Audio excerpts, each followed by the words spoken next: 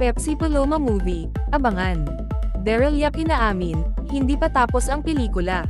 Grabe ang gulo sa paligid ng kontrobersyal na pelikula ni Daryl Yap, The Rapists of Pepsi Paloma. Sa isang kamakailang panayam, inamin ni Yap na ongoing pa rin ang production ng pelikula, laban sa mga naunang pahayag na tapos na ito. Ang bagong update na ito ay nagdududa sa target date ng pagpapalabas ng pelikula sa February 5, dahil mahalaga ang post-production at ang review ng Movie and Television Review and Classification Board, MTRCB, bago pwedeng ipalabas ang pelikula sa publiko.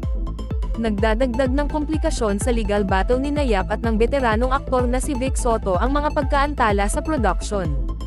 Si Soto, na nagsampa ng 19 counts ng cyber libel laban kay Yap dahil sa controversial na teaser ng pelikula, ay nagpakita sa korte noong January 17, 2025, para sa summary hearing ng isang writ of habeas data petition. Hindi pa rin natatanggap ng MTRCB, na pinamumunuan ng pamangkin ni Vic Soto na si Lala Soto Antonio, ang kopya ng pelikula para sa review. Ito ay kasunod ng naunang pagtanggi sa review dahil sa patuloy na legal dispute. Nagpahayag ng concern ang board tungkol sa sub judice nature ng kaso, ibig sabihin, mayroong nagpapatuloy na pagdinig sa korte, na maaaring makaapekto sa kanilang kakayahang magbigay ng objective review sa pelikula.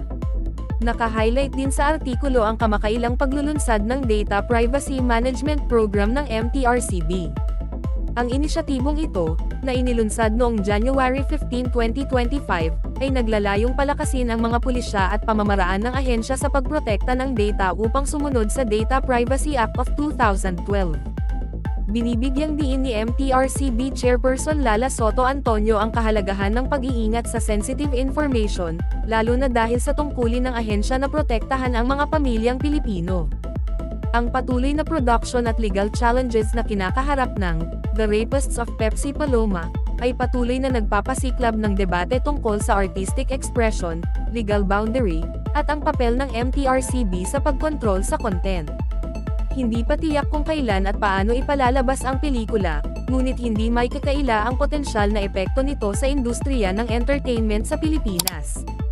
Ipinakikita ng kwentong ito ang komplikadong ugnayan ng artistic expression, mga legal na pamamaraan, at mga regulatory bodies sa digital age.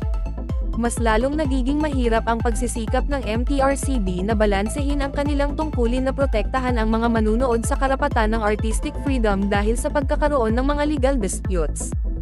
Habang patuloy ang production ng pelikula, nakasalalay ang tanong kung kailan ito ipalalabas at kung ano ang magiging reception nito, na nagha-highlight ng patuloy na hamon ng pag-navigate sa intersection ng creativity, batas, at interes ng publiko sa digital age.